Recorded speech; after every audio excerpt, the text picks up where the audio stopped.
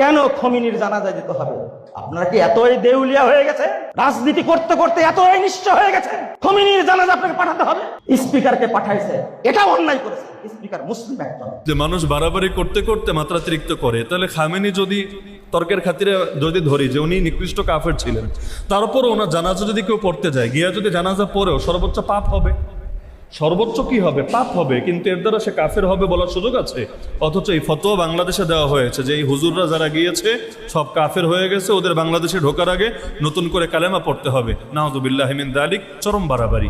প্রশ্ন, খোমেনি তো শিয়া, সে মুসলমানদের উপর জুলুম করেছে, কিন্তু তার জানাজায় বাংলাদেশের প্রতিনিধি দল শরিক হয়েছে, কেন? এটা কতটুকু গ্রহণযোগ্য? এখানে এক প্রশ্ন, ভেতর কয়েকটা প্রশ্ন। এক নম্বর হলো, খোমেনি বা খামেনি যে শব্দই বলেন, তিনি শিয়া, এতে তো সন্দেহ নাই। কখনো তিনি বলেন নাই যে আমি সুন্নি। অবশ্যই শিয়া। শিয়া মানে হলো দল, আর শিয়া মূলত শিয়াতো আলী, আলী রাজি আল্লাহর দল। মানে ওই জামানায় যখন ভাগ হয়েছিল, ওই সময় এক দল গেল আলী রাজি আল্লাহর পক্ষে, আর একদল ওসমান এবং মুয়াবিয়া রাজি আল্লাহর পক্ষে। দুইটা দল হয়ে গেল। এই দলকে বলা হতো শিয়ানে আলী, আলীর দল, আর ওনারা ছিলেন আরেকটা দল। তো এখন তারা শিয়া, সন্দেহ নাই, কিন্তু সব শিয়ার বিধান এক না, এটা মাথায় রাখবেন। সব শিয়ার বিধান এক না, শিয়ায় শিয়ায় পার্থক্য আছে। যেমন সব সুন্নিও এক না, সুন্নিতেও পার্থক্য আছে। আপনারাও সুন্নি, আবার যারা সারা বছর মাজারে পড়ে থাকে, জিলাপি টিলাপি খায়, ওরাও সুন্নি, কিন্তু ওদের চোখে আপনারা আবার ওহাবি, খারেজি এবং ভণ্ড। হয় না অনেক? মানে এক দলের মধ্যেও বহু দল থাকে। যেমন সুন্নিদের মধ্যেও কত মাযহাব আছে না? মাযহাব আছে, কত মাসলাক আছে, কত ধারা আছে। এমনকি এক দল আর এক দলের মুসলমান মনে করেন, এমনও বহু দল এক বাংলাদেশের মধ্যেও আছে, সুন্নিদের মধ্যেও আছে। তাহলে শিয়ারাও সবাই এক না। মজার একটা ব্যাপার, আমি নিজে ওই ভিডিওটা দেখেছি আরো বহু বছর আগে। ইরানের মধ্যেই উগ্রবাদী এমন অনেক শিয়া আছে, সংখ্যাটা 1-2 জন না, 1-200 না, 1-2 হাজার না, ওরাও সংখ্যায় অনেক, যারা খামেনিরাও মুরতাদ মনে করে, কাফের মনে করে। মানে ওরা এই লেভেলে শিয়া হয়ে গেছে, ওদের চোখে খামেনি নিজেও ও খাঁটি শিয়া না, ও হলো কাফের। তাহলে সব শিয়ার বিধান একরকম না, মাথায় রাখবেন। শিয়াদের অনেক ভাগ, অনেক উপদল। কোন কোন উপদল নিকৃষ্ট কাফের, যাদেরকে মুসলমান মনে করার সুযোগই নেই। যেমন একদল শিয়ার বক্তব্য হলো যে জিবরিল আলাইহিস সালাম ওহী আসতে চেয়েছিলেন মূলত আলীর কাছে, নাউজুবিল্লাহ। আল্লাহ তাকে আলীর কাছেই পাঠিয়েছিলেন, নবুয়ত দিয়ে, ওহী দিয়ে, কোরআন দিয়ে। কিন্তু আলী এবং মুহাম্মদ রাসূলুল্লাহ সাল্লাল্লাহু আলাইহি ওয়াসাল্লামের ফেস যেহেতু কাছাকাছি ছিল, এবং বংশ একই বংশ, চাচাতো ভাই যেহেতু, তাহলে সুতরাং তিনি ভুল করে আলীর কাছে না গিয়ে মুহাম্মাদের কাছে চলে গিয়েছেন, নাউযুবিল্লাহি মিন যালিক। এমনকি আলী রাদিয়াল্লাহু আনহুর যুগেই, আমরা একদিন আলোচনাও করেছিলাম, ওনার যুগেই কিছু লোক ওনার মহব্বতে এত বাড়াবাড়ি করেছিল, তারা বলতো আলী নবী না, আলী খোদা। আলী খালি নবী না, আলী হলো ডাইরেক্ট খোদা। এমনকি আলী রাদিয়াল্লাহু আনহু নিজে ওদেরকে গ্রেফতার করিয়ে এনেছেন, আনার পরে বলেছেন, তোরা হয়তো এই কুফরি কথা ছাড়বি, না হলে আমি পোড়ায়া মারবো। ওরা বলল, আমরা আরো নিশ্চিত হলাম যে আপনি খোদা। আরে কিভাবে আরো নিশ্চিত হলি? কারণ আমরা হাদিস শুনেছি যে আগুন দিয়ে শাস্তি দেয় একমাত্র আগুনের রব। তো আপনি যেহেতু বললেন আগুনে পোড়ায়া মারবেন, তার মানে আপনি আগুনের রব, আপনি খোদা। আমরা আরো নিশ্চিত হয়ে গেলাম, আমাদের আর কোনো কনফিউশন বাকি নাই। অবশেষে তিনি আসলেই ওদেরকে শাস্তি দিয়েছেন, ফাহরাকাহুম বিনার। তাহলে এই বাড়াবাড়ি ওই জামানায়ও ছিল। তো শিয়াদের মধ্যে সব দল এক না। শিয়া মানে আলী রাদিয়াল্লাহু আনহুর পক্ষের দল। তো ওনার পক্ষ অবলম্বন করতে গিয়ে কেউ কেউ এই পরিমাণ বাড়াবাড়ি করেছে, যারা বাকি সব সাহাবীদেরকে গালি দিয়েছে।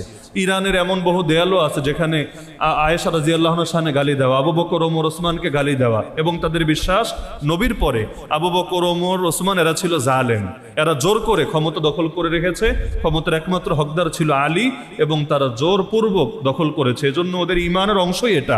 ওরা খুতবার মধ্যে, এই যে জুম্মায় খুতবা পড়লাম না আমরা খুতবায় দেখবেন অনেক সময় দোয়া করি নাম নিয়ে নিয়ে, আবু বকরের জন্য, ওমরের জন্য, ওসমানের জন্য, আলীর জন্য, আব্বাসের জন্য, হাসান হুসাইনের জন্য, ফাতিমার জন্য, রাদিয়াল্লাহু আনহুম আজমাইন, আলাদা নাম নিয়ে দোয়া করি। ওদের কেউ খুতবার মধ্যে নাম নিয়ে নিয়ে বদদোয়া দেয়, আল্লাহ তোমার লানত বর্ষণ করো আবু বকরের উপর, আল্লাহ তোমার গজব বর্ষণ করো ওমরের উপর। এটা ওদের ইমানের অংশ হয়ে গিয়েছে। এবং আম্মাজান আয়েশা রাদিয়াল্লাহু আনহাকে নিয়ে এমন নিকৃষ্ট গালি দেয়, এমন নিকৃষ্ট গালি, তিনি তো মুমিনদের মা। আপনিও যদি এটা শোনেন, হয়তো আরে মেরেই ফেলবেন, আপনি সহ্য করতে পারবেন না, এই পরিমাণ নিকৃষ্ট গালি দেয়। তাহলে এইরকম শিয়ার বিধান, আর আরেকজন সাধারণ শিয়া যে এইরকম সাহাবীদের গালিগালাজ করে না, বরঞ্চ সিরেফ আলী রাদিয়াল্লাহু আনহুকে একটু বেশি মহব্বত করে, এবং তার ধারণা ওই জঙ্গে জামাল, জঙ্গে সিফিন, এগুলোতে আলী রাদিয়াল্লাহু আনহু সঠিক ছিলেন, ওনার উপর একটু জুলুম হয়েছে, ইত্যাদি ইত্যাদি। দুই দলের এক পাল্লায় মাপার সুযোগ আছে? সুতরাং এখন বাকি থাকলো খামেনির বিষয়। খামেনির যত লেখা আমি পড়েছি, খামেনি তো দুইজন, এক হলো আগে ছিলেন রুহুল্লাহ খামেনি, আর একজন হলো সর্বশেষ শহীদ হলেন আয়াতুল্লাহ আলী খামেনি। তো তার যত বই অন্তত আমার নজরে এসেছে, আমি কোনো জায়গায় এমন পাই নাই যেখানে ডাইরেক্ট কুফরি বাক্য আমার নজরে পড়েছে, থাকতে পারে, আমি পাই নাই।